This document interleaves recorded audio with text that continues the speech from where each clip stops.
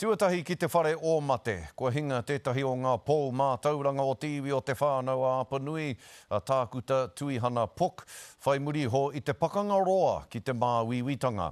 Whā te kaumārima tau te uri o te whānau o Kauai Tangohia e whakapeto ana i ōna ngoi katoa ki te reo Māori me te mātauranga Māori.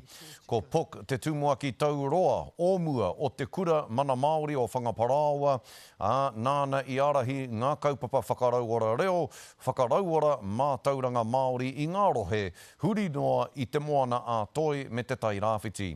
I whakawhiwhia ia ki te tohu a te kuini i te tau 2012 mō e rā mahi nui āna.